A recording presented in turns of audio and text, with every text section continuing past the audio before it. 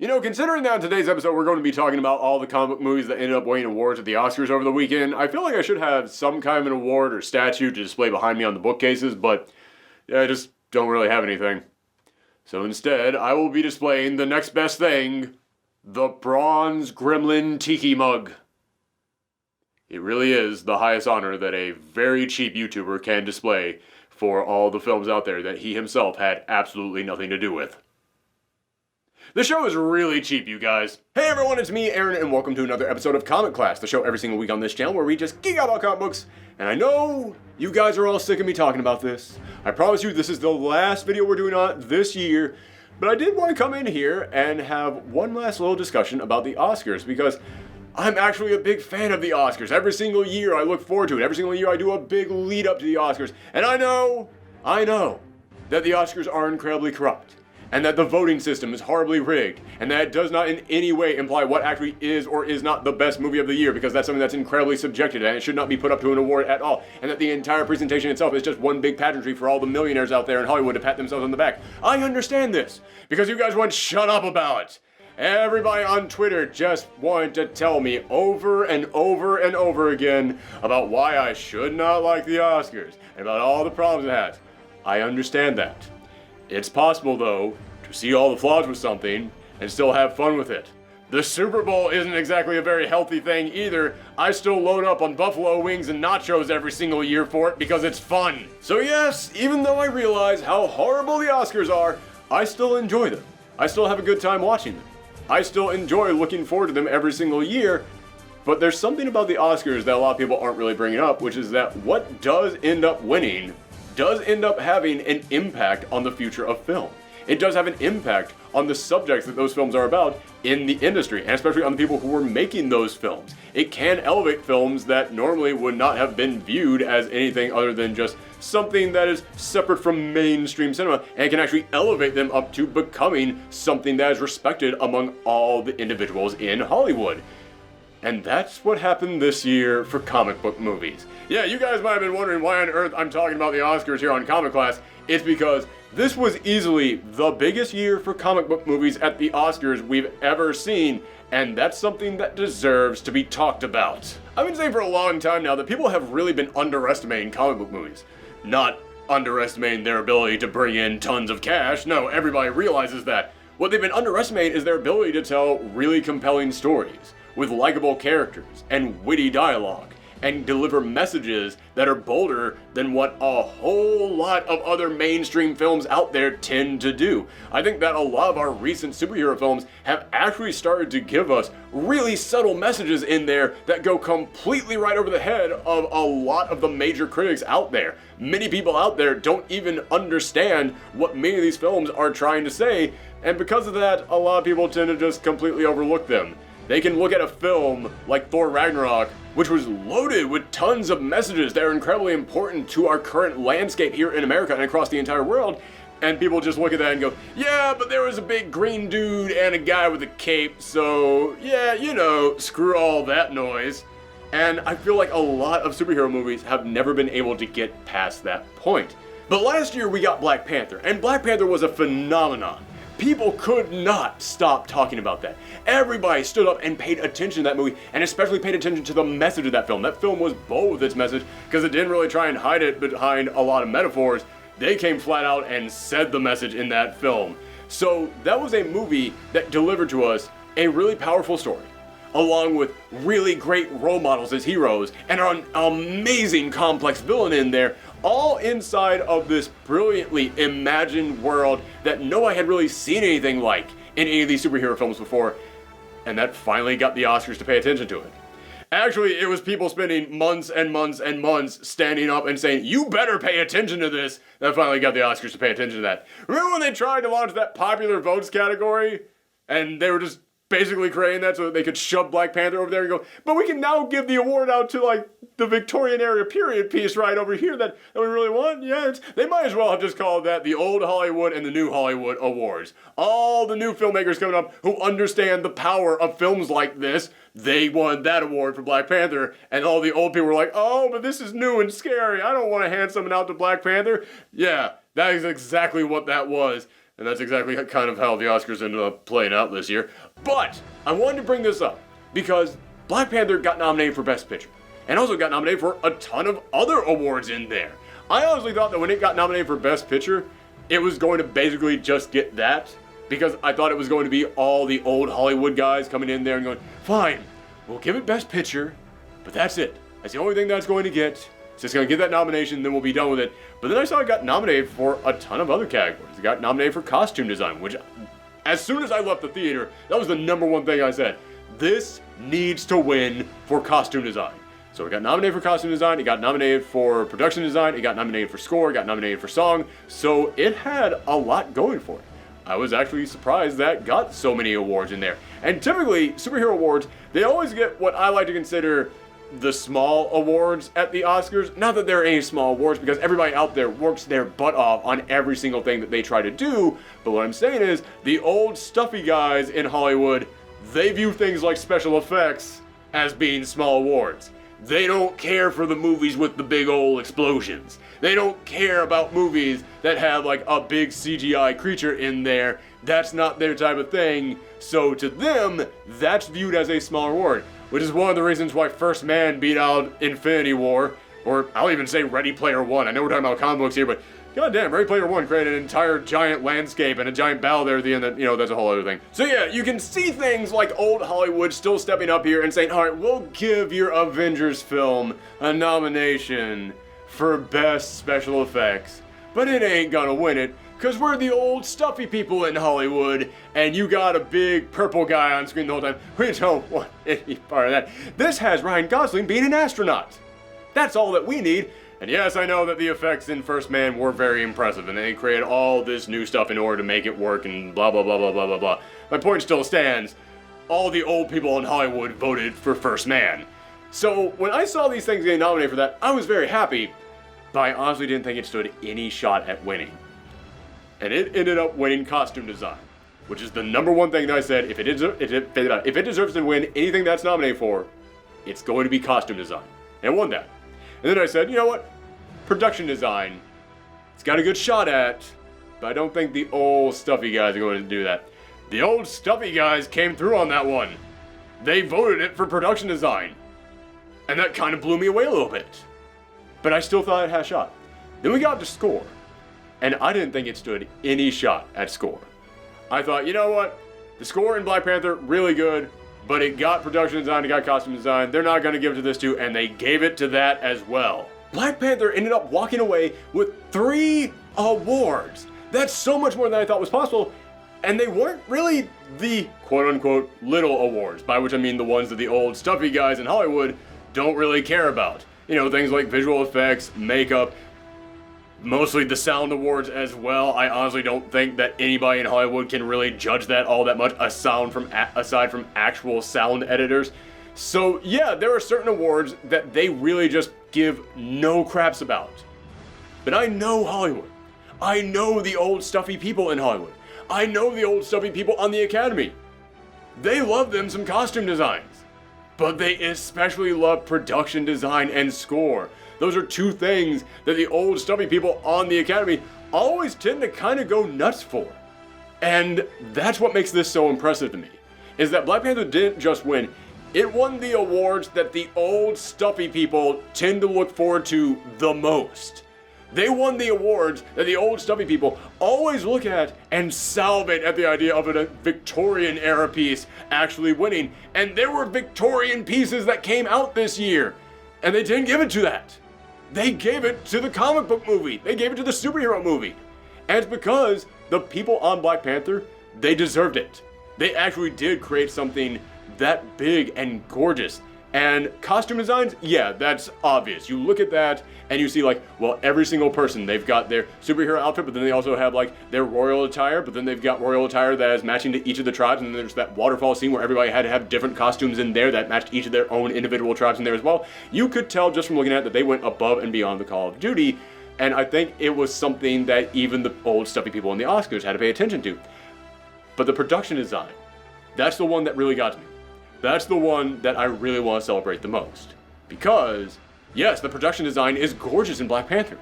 But it's gorgeous because they made Wakanda look like Wakanda. They made Wakanda look like that thing from the comic books that you have been reading about your entire life. They brought that to life, and they didn't shy away from it. So many comic book movies out there, they want to downplay the fantastical elements. They don't want to go too hard on it because they think that if they fully embrace the fantastical elements of the comic book, then the average audience member will be scared of it. They'll shy away from it because they can't comprehend all this big crazy stuff that's being presented in front of them. And I can understand that on some level. I can understand that audiences that aren't used to this stuff being given all of this stuff all at once, it can be kind of overwhelming to them. But that's one of the brilliant things about what Marvel has done by slowly introducing them to all these fantastical elements over the past decade. We have now gotten to that point where you can go all in on this stuff.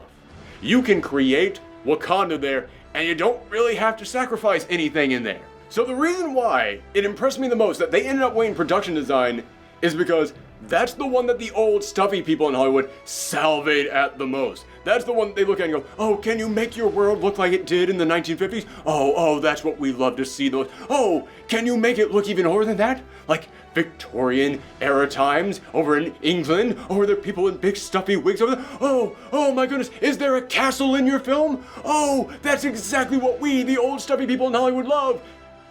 And there were so many films nominated like that. And yet they didn't vote on them. The old stuffy people voted on Black Panther, the comic book movie that looked like a comic book movie.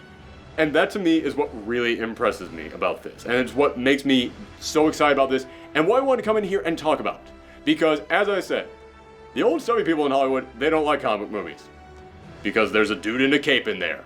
So obviously, it's a silly, childish thing. It doesn't matter what big, important messages are in your film, or how good the acting is, or how amazing the writing is, or how complex you make these characters. If there's somebody in there dressed up like a bat, or they're wearing an iron suit of some sort, then that's just, we're not going to pay attention to that. That's something for little tiny children out there. They were forced to actually look at this and go, oh my god, this is really good. And once you've broken through that, you can't go back. You can't come in here and just say, okay, well, yeah, we can't vote for superhero movies now, and superhero movies aren't important, and superhero movies don't really mean anything in the grand scheme of things, and superhero movies can't tell really big, impressive stories, because you've already cracked through that point. That argument is done. The Oscars have now come in here, and they have looked at this, and they have said, okay, yeah, that actually is something that we can start kind of recognizing now. We can actually kind of give it that level of credibility that a lot of people have been asking for. And I know there's a lot of people out there who are going to say, well, the Oscars, they don't actually hand out any credibility at all. Yeah, they kind of do. The Oscars, in a way, are kind of like the cops. You can disagree with what is and is not a law and what should and should not be illegal, but it's there on paper, and it's there up in the courthouse. It's kind of a big deal. So, yeah, it actually does kind of have an impact, especially on all these other filmmakers out there who want to get Oscars, so they want to try and make stuff that they know the Oscars can like. If the Oscars now start saying, we actually like things other than just this one very specific genre over here, we actually now like multiple things out there, and we can now actually start recognizing the good in things out there. We're going to actually start seeing not only a lot more films like this, but we're going to see a lot more films like this being taken more seriously. And we're going to start seeing a lot more filmmakers not poo-poo the idea of possibly doing a superhero film anymore. Ryan Coogler, in a way, might as well have won for Best Director that night, because there were so many acceptance speeches that night that went, I want to make sure you all know what an amazing filmmaker Ryan Coogler is. I want to make sure you all know what an impact this guy just had on the entire industry. And because of that, I can see a lot of really talented directors out there who can make some really astonishing superhero films actually stepping up and going, you know what, I might kind of want to be like Ryan Coogler. I might want to have a bunch of people thanking me up at the Academy Awards. For so long, so many big, impressive filmmakers, they haven't wanted to touch a superhero film because they viewed it as a childish thing. But I think that after this, after they saw what a big message a film like Black Panther can have, what a serious story you can tell in a film like Black Panther, while still playing ball with Marvel and tying it into their big cinematic universe, and then you get so much accolade for what you did on a film like that, I can see a lot of really talented filmmakers now thinking, oh shoot, maybe I should actually dabble in superhero films. I remember several years ago when that second Wolverine film was coming out, that Darren Aronofsky was tied to that. And he eventually ended up leaving the project, but I think one of the reasons why he might have tried to leave the project is that he looked at Wolverine and was like, well, it's just a cash grab, I'm not really gonna do much over there. And in all honesty, maybe that's how Fox was treating it. Maybe Fox was looking at him like, hey listen, we just really want you for the name. We're still gonna write down every single thing that you have to do in this film. We're still gonna keep you on a leash. We're not gonna let you stray too far from what we want you to do. And in all honesty, a lot of people do that. It's not just Fox. Marvel themselves, over at Disney, they were famous for doing that with a lot of their directors for a long time. But yeah, you can tell from Black Panther, they let Ryan Coogler stray a little bit further. And now I kept thinking about that Wolverine film and how good it would have been if we could have had Darren Aronofsky just really go nuts with a Wolverine film and do whatever he wanted on a Wolverine film. And now I'm thinking, shoot, all the Darren Aronofskys of the world, all those really rich, hoity-toity directors out there who do really artsy, amazing films, they might now actually want to start doing some superhero films, meaning we're going to start getting really impressive superhero films in the future. Not saying that we haven't had them in the past, but it's about to go up to a whole other level. And that's one of the reasons why, as I said, I always care about the Oscars. Because even if you disagree with everything that the Oscars did, and believe me, this year, there were tons of things that I disagreed with them on, I still have to come in here and say, what they decide to do does make an impact on Hollywood. And I think seeing Black Panther winning 3 Oscars this year, it's going to have an impact on the industry. I think that we are going to see people now starting to talk about superhero films not just as throwaway popcorn films, not just as things that's like, well, it brings in a lot of money, but is it really art? Now I think we're actually going to see people actually kind of giving a lot of superhero films the respect that they deserve. And again, I know a lot of people out there are going to say, well, it doesn't matter if the critics actually respect these superhero films. I don't care what they think at all. And I know that a lot of people out there who are saying that are the same people that 10 years ago were really mad at the Oscars for not nominating Dark Knight. And let's be real, Hollywood today would look very different if Dark Knight had won Best Picture in that year. In fact, I'll go ahead and give The Dark Knight a ton of praise right now and say that part of the reason why we do have more serious comic book films in the industry right now, and that we do have a lot of directors trying more experimental stuff with them, a lot of directors who are not afraid to come in here and really put their own flavor and their own identity into these films, is because The Dark Knight did help pave the way for that 10 years ago. When The Dark Knight came out, yes, it was financially successful, but I think a lot of people in Hollywood probably looked at that and just said, well, that's the continued success of comic book films. That's just showing you how popular Batman is. But then that film did get nominated for a ton of Academy Awards, and I think that forced a lot of people in Hollywood to realize, oh, serious comic book films actually can really pay off. And I think that if we had not gotten something like Dark Knight 10 years ago, it would still be a long time before we ended up getting something like Black Panther. So thinking about it like that, now that Black Panther has won these awards, just imagine what it's now going to pave the way for. So yeah, this is the kind of thing that can end up making an impact. You keep hearing people, even to this day, talking about how superhero movies, oh, that trend's going to end any day now. Brother, I've been around for a long time. The superhero trend, as it is now, really started around 2000, 2001 when the X-Men came around. I know a lot of people are going to say that Blade started it. But nobody who saw Blade, aside from already existing comic fans, really knew that Blade was a comic book character. Whereas everyone knew that the X-Men were a comic book character. So Blade did get that rock rolling, but the X-Men and Spider-Man are what really set it off. So between 2000 and 2002, I've been hearing people say that the comic book trend is coming to an end since 2007. I have heard people saying ever since Iron Man and Dark Knight came out, yeah, well, you know, these superhero movies, they're not gonna last much longer. And then all of a sudden Nick Fury shows up in Iron Man's house, talks about the Avengers, and suddenly everyone's like, I'm sorry, what's this thing that you have coming? What's this? Now there's other films coming, then I need to watch them to pay attention. Well, I'm sure that's going to burn out anytime. Oh man, Avengers was really good. Well, now that Avengers is gone, now it's going to start to die out. That's the other thing that makes me so happy to see Black Panther winning this many awards. I'm hoping it can finally make people realize, oh, maybe this is just now a thing. Maybe this is now just, you know, we're going to have superhero films now. And that's okay. It's not a bad thing for there to be superheroes in movies. It's not a thing that I have to keep being ashamed of, that I have to go to the theater and see this thing all over again, because it's not true cinema. No, I hope that now a lot of people out there who for the longest time have been saying superhero films, they're coming to an end any day now. Listen, I'm that broken clock. Eventually I'm gonna be right on this one. Any day now, the superhero craze is gonna die out. I'm hoping that this can finally make a lot of those people just shut up. Just finally shut up and just realize, oh, maybe it's okay if superhero films just keep being a thing.